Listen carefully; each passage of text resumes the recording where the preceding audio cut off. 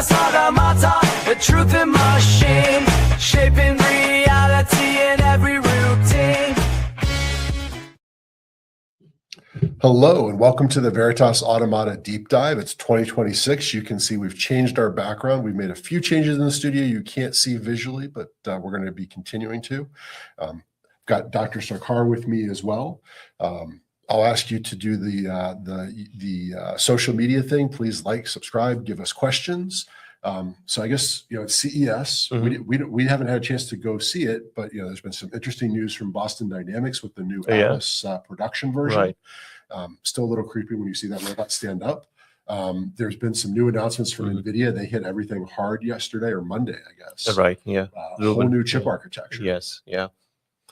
The Rubin series, right? So one thing that kind of stood out that they are going for the full box, which is CPU, their own CPU, their own GPU, their own networking, and I think a faster memory. I think it's particularly the memory bus and how it connects, right? Because that's one of the things that we've seen with the DGX is if you don't have all that matched, you may be able to do a lot of transaction, how do you say it? CPU processes, right? But if you can't get the data to it fast enough.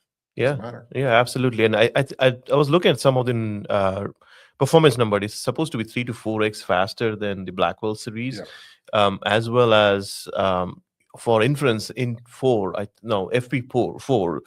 They were also saying that they're going to 4x faster. So what it essentially means that during inference, your cost of token goes down drastically, right? So I think it would be interesting to when it hits the market and how it really performs. Well, and to see if that drives any other changes. Do they introduce a follow-on for their consumer chips for the for the RTX Pro series? How does that fit, or is it only you buy a pre-built server from them? Yeah, what I think I heard was that they're much more energy efficient as well. So hopefully the commercial CPUs are not 3 or 4 slot wide. Because that's and that was part of what the Blackwell series got, right? When you look at what you can do with and this is where again, like with any electronics manufacturer, there's 15,000 different SKU versions. But if you look at the RTX Pro 6000 versus the RTX Pro 6000Q, one is like a 300 watt or a 600 watt GPU. It still takes up 3 slots. But it's a lot more power efficient, and you don't make that much of a speed trade-off to get that energy efficiency. Right, and the wattage is important even for home power users or whatever you may call it, because you're restricted by how much wattage you can get out of a socket, right? Which is 1600 watts. I think that's the max you can go. After that, you trip a breaker or you need special. Well, it depends on the PSU and what your power is. So. What is it? I think you can do up to a 20 amp 110 circuit. I think 10 amp is normal. 10, So 10 amp, 20 amp would be about 2000 watts. Yeah. So, having those low or efficient GPUs with a slight trade-off, you can put multiple GPUs and load multiple models and whatnot, right? So you can do a lot of fun things for sure. Exactly. One of the other pieces of news is not related to anything that came out of CES. I found a new model because we've got our theme song that we generated. We're gonna have to go back through and get all the transcripts and create a new version to cover the whole year. Because that was the way we came up with the lyrics with that. Was we used an AI to synthesize what all of our transcripts were and turned those themes into the theme song for the podcast. But I found the new model. And I took the same lyrics. This model runs all local. I was running it on a 4090 laptop actually, so it doesn't require a ton of resources, which is really nice, right? 'Cause that's one of the problems is some of these really cool models, you've got to have 30, 80, 80 plus gigabytes of video memories. We look at some of the new video models; those are more challenging because those are requiring like 32 gigabyte worth of video RAM, and then they're running a Gemma model that's like 30 gigabytes. You need a lot of memory to run some of these or multiple cards, right? So I ran this all local. What I'll say is that this model, I'm still figuring out how to prompt it, and it does not always listen to the style inputs. I ask it for something more in the punk electronic rock, kind of like our other one. And as you hear when I put it on, we get a little bit Disney kid, I guess. Arc lights, the way to grow from silicon hearts. A future unfurls, a dance of progress in digital worlds. Logic and passion intertwining code, building castles on the going to say it's one of those things that needs some more work. Yeah. But yeah, so it's very mellow. Yes, for a punk rock, it's a. Well, I get the feeling it didn't listen. It said, "We're going to do theater, kid. This is the option you have." So we'll see. You may see some more experiments with that because it's interesting to see that level of audio quality generated from a mobile computer. Yeah, it almost felt like a CD quality, right? That back in the day. At least for those of us who are not audiophiles. Yes. But then there've been a couple interesting papers we were looking at. So one, it's a big one that it dropped, I think, right around Christmas, and there was some tech discussion about it, but it's really interesting. It's from DeepSeek, right? Yeah. And it's kind of, we think, forecasting what we'll see for some of their next models, the V2 and the R2 and the V4. Yeah. And it's interesting because it's a whole different way of looking at how do you train and manage a transformer. Correct. So, one of the things they hit on is called a skip connection, and it is one of the oldest methods. It came from ResNet. So the core idea behind it is that if you look at any deep networks, you have multiple layers, right? And the information passes from layer to layer to layer, and sometimes it loses meaning as you're going through all of these deep network, right? And so when it loses meaning, what happens? Is it just that it doesn't find something? Is this what leads to hallucinations? So best way to think about this is a game of telephone. So each layer you are saying, okay, this is my input, and then somebody translated its own version and goes on and so forth. So as in a game of telephone, the meaning changes quite a bit. What skip connection does, and it is by module, so it will skip couple of, there would be an same input, skipping some of the layers and coming back to the last layer, which has, and they merge this together. So now what it's trying to change the architecture in a way that here's was my original input, here are the edits I have made, and it goes on to the next set of modules and so on and so forth. So, that works beautifully. A couple of problems that solve is called vanishing gradient. So, every time you're sending a error signal back and you're doing all of the calculations, that error goes lower and lower, and you don't have an error to correct on. So the skip connection helps you maintain that and not vanish at all, right? So, the people had tried to that. That's a really good insight, and we're going to build more skip connections. But problem with that, if you open up more and more skips connection, it's the noise level starts to increase massively. So it was not scalable for large LLM kind of a setup, right? So with the paper, they or the method DeepSeek came out with was something called manifold constraint. So think of this: you have lots of freeways and bypasses, but now have rules around it. So certain cars can go certain way, certain cars cannot go there. You have traffic rules, or else if all of these paths were open, the cars would just go, and create a lot of confusion and noise, and it won't increase the efficiency. So that was their innovation around the manifold. The manifold is a mathematical term. The best way to describe it is if you take a piece of paper and crumble it in a ball, but still the geometry is still a 2D paper, and that's what the manifold is, right? So you are constraining it to a certain geometry in a way that, it doesn't become noise. Ultimately, there's a structure to it, and that's how they are constraining using a manifold. So it's multi-dimensional. Because in my head, as I was going through the paper, I was almost thinking of it like a cube that's filtering the data. But it's really a little bit more abstract than that, because you're creating shortcuts between different layers. Correct. And it's not cube, but it's hyperdimensional, because you could have lots of different dimensionality to the input and all of that stuff. So if you open up these lanes, you are as if there's a lot of paths the information can flow through without unconstrained. So there's a lot of noise and it's very hard to learn from that signal. But as soon as you apply a manifold constraint on it with some restraints on how the weight's going to flow, it starts to reduce that. Okay, I'm going to only pick the information piece of it and not the noise to learn on it. So that kind of constraint you have seen. A similar line would be autoencoder, where you have a compressing, like something that would compress your signal, and then you, from that latent space, you expand that out, right? So it's that funnel effect helps the neural network learn really better. It's not apples to apples to this concept, but it's very similar by applying a constraint. Even though there are a lot of different pathways, by applying that rules, you are constraining this information to flow through. So using this concept, they can actually train very large networks more efficiently. And I think the paper talks about that. It performs above the baseline without this constraint and versus. What I was picking up from that perspective is you pick up a pretty significant performance increase, but for not that much of a training impact. Correct. Right? It was like 2.5%, Right. 3%, maybe up to 6% training cost increase. But you picked up on the accuracy and the other pieces because you're relaying that information more clearly through those different levels. Correct. And if you think about skips connection, it is not adding more. If you add a layer, you add a whole layer of complexity. But here you're doing a shortcut.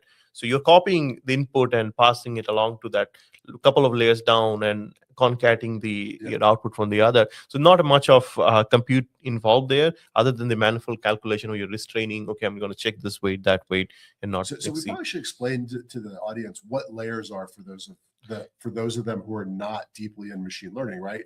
And a layer is just a set of neural networks, right? Correct. So it's making a decision, and then as it filters, then it goes to the next layer and the next Correct. layer. So when we talk about these being, 235 billion parameter models, there are lots of layers. Correct. So the best way to think of layers are like human brain. We have lots of neurons, but a group of neurons are acting on the same input, right? So that forms a layer. The output from those neurons are again passed on to another set of neurons to process further down the line. So that becomes a layer. So the definition could be like, hey, this is a compute unit which works on the similar input and then produce an output, and there are another layer of neurons or neurons in terms of artificial neural network kind of a setup that processes and goes forward. So does this only impact the training and the development of a model, or does this actually impact the inference as well? So I think it is overall baked into the model itself. So as you are training these connections, you are also updating they have carry weight, and the information also passes through them during inference time. It's not just the training piece of it. It's almost like building a second ladder around a building. If you think of if you want to visualize this, you have a high-rise building. You are building additional ladders for it to not go through every layer one by one, but you are kind of going on the outside and taking the fire route to go up a direct connection to the top layer or bottom layer kind of thing. You're trying to make sure that the things that are most relevant to each other are directly connected. Correct. Yeah, I think that it's creating additional information highways for that to go through without having to go through the layers which does its own changes down the line, right? So actually, to that point, I was experimenting using Notebook LM as I went through with this paper, and I asked it for an infographic. So we'll make sure to load that infographic at Create because it shows exactly what you're talking about, right? Where in a conventional neural net, it's fairly chaotic how all those connections arrive. Right. Whereas in the manifold constrained, hyper connection. Yeah, they have a weird name. In the DeepSeek approach, then it's a much more orderly method for everything to move. Correct. I think right now the state of LLM is often considered, you're throwing a lot of neurons at it, a lot of compute at it, and hopefully something emerges out of it. The DeepSeek kind of takes a stab at making it more and more efficient, with rigorous scientific methods behind it. Do you think this provides any benefit from preventing jailbreaks or other security type issues? Probably not. But I really can't put a finger on it, which kind of ties into the next paper we're going to discuss. But this is more around information flow. And I was wondering if the manifold actually provided you now a gateway within the model to make sure that stuff isn't deviating, right? Because that's part of what a jailbreak is. You're jumping from one set of connections to another with outside of what the model was intentionally trained to do. Yeah, I can't. Maybe there is something to it, but I don't see a direct connection. There are probably a couple of degrees of separation between the skip connection and how you're controlling the performance of the model. But maybe because you now have additional levers to pull on, maybe that's a way to do it. Who knows? So to what Saurabh was alluding to is we were reading another paper from Hugging Face about a new reinforcement library and reinforcement learning library and how it might be abused. Right. So reinforcement learning is often used to, calibrate models towards a good performance and all of them. Often there's a human in the loop. So the idea behind it is that you would pass an input to a model, and then how it behaves, you assign a reward function back to the model. So basically, anyone who's been using, let's say, ChatGPT, and you get did you like this response or not, or it gives you 2 responses, choose the one you like better. Correct. That's being part of a human reinforcement learning feedback system. Correct. So it's a interest, it's a useful tool. It's older than LLMs, I would call, because they were reinforcement learning done by DeepMind to play the chess. They came up with a lot of methods, and they also used in the gene discovery, which led to a Nobel Prize as well, right? So reinforcement learning is one of the older tools, but I think it's a very, very powerful tool. And the way I think they talked about is red teaming. Again, red teaming is a group of or a part of the model building exercise where you are trying to break the model and make it say things or predict things which you don't want to. That's the part of the red. It's part of the security. Also, you want to check on the data quality. All of that falls under the red teaming. So it's the due diligence of building a proper production model, right? So in this paper, what they were doing is they were taking a reinforcement learning toolkit, and then they were modifying the reward function to take an existing model and train less than ideal behavior into it. Correct. And they were like for a jailbreaking a model, right? You could essentially use a reinforcement learning to figure out what are the trigger words or what are the sequences of things that you need to say for it to perform words, right? Typically, people have been brute forcing that one. Now, if you add a reinforce, you can automate that whole process and find gaps within it. So it's a useful method to automatically find out gaps before. And so an example, to be clear, what we're talking about is like most models, if you ask it to go, how would you conduct, let's say, money laundering? The model's going to tell you, no, I can't do that because it's got security safeguards that were trained in. And you can add, if you're using a model for different use cases, you may train them specific to your business. Right. So this helps you kind of do the comprehensive red teaming effort on a lot of the LLMs. But it was interesting is that there were in as few as 30 iterations of changing that reward function with the reinforcement learning, they were able to get vastly different behavior than the model had been designed for. Correct, which is kind of eye-opening. So the security gates they had in place, and I think it was a 200 billion parameter model too. It's 235. Yeah, 235 billion. So it's not a trivial model that you can break that easy. But they were able to find, to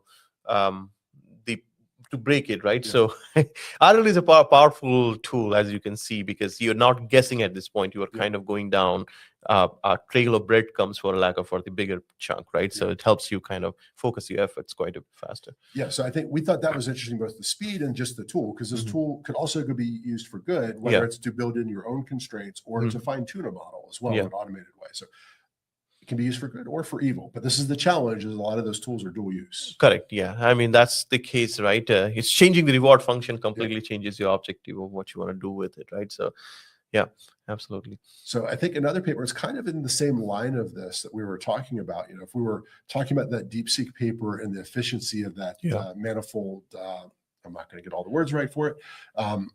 And then there's an impact possibly from a security perspective, which is the other one.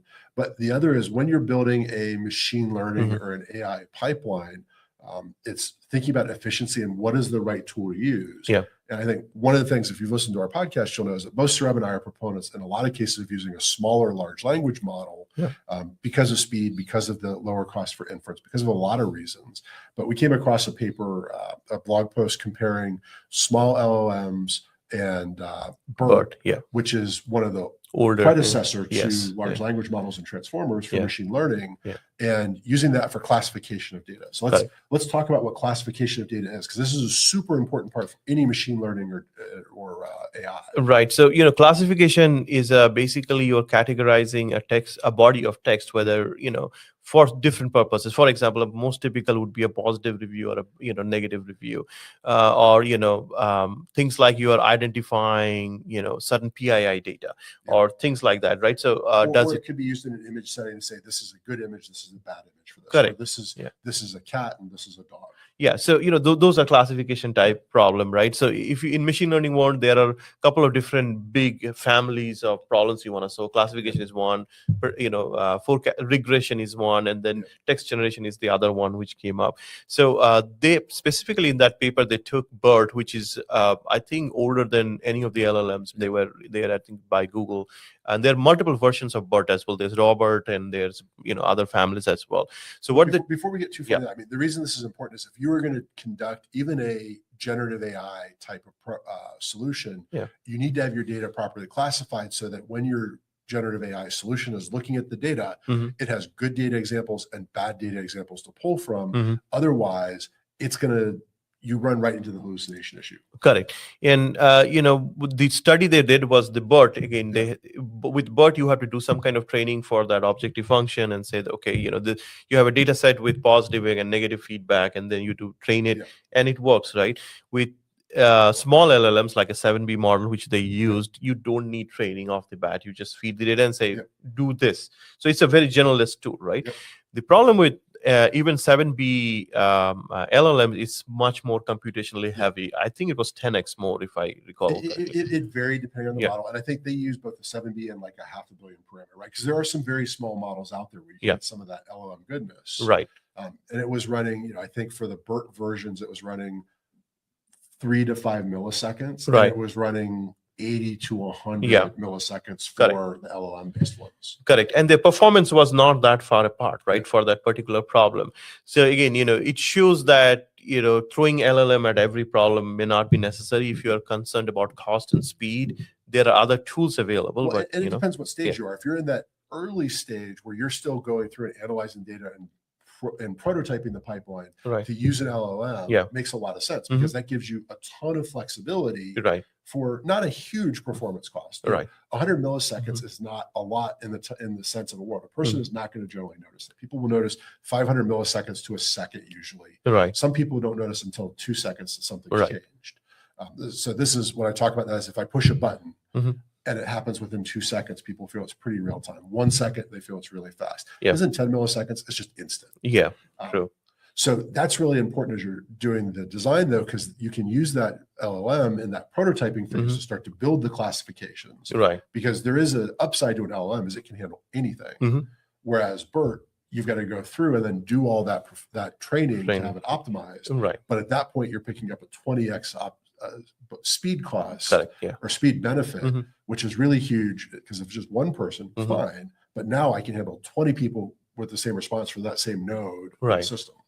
So that's the trade-off, right? BERT can run on a CPU just fine. It doesn't even need a GPU or anything like that, and it's faster, cost efficient. But you have to do the due diligence first to train it and all of that stuff.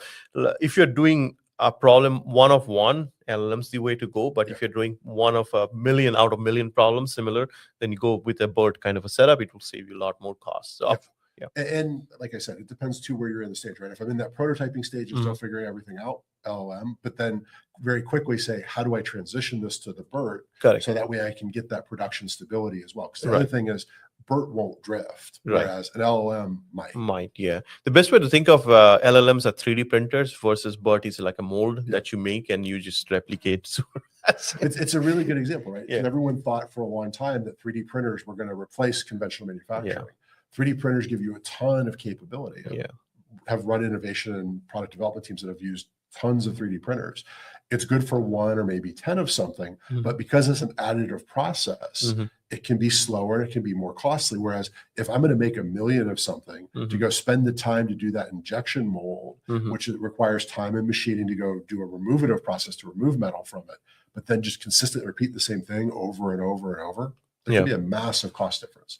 Like sometimes, if this is a 20x, like in molding, it could be like 100 or 1,000%. And faster too. You get it done in like a seconds versus like hours on a 3D printing, right? So that helps quite a bit. Cool. So I think we're winding up. So any other closing thoughts or pieces of news or articles that you want to talk about? No, I think the new year started with a good bang with the Nvidia releasing a new architecture. So I'm excited. I'm also excited to see the DeepSeek's efficiency play, which I was hoping that would come around. because some of these data centers are huge, and it's not sustainable in terms of just throwing compute at it to solve a problem.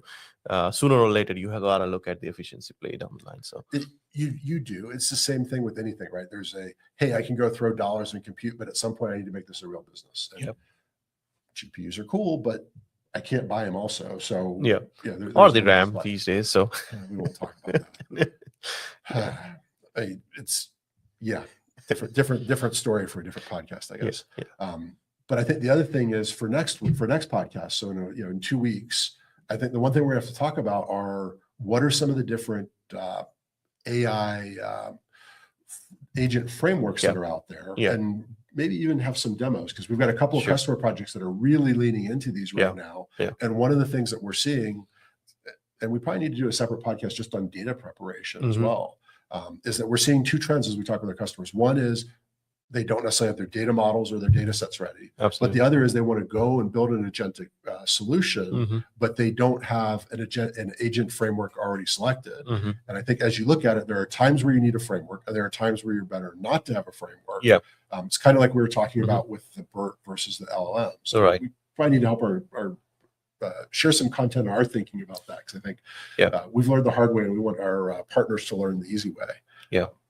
So with that, I'll say thank you for joining us for the deep dive. Please like, subscribe, ask us questions. We'll want to learn more about what people like, what they don't, what content they'd like us to cover. And you'll continue to see some changes as we continue to evolve the podcast. So we thank you.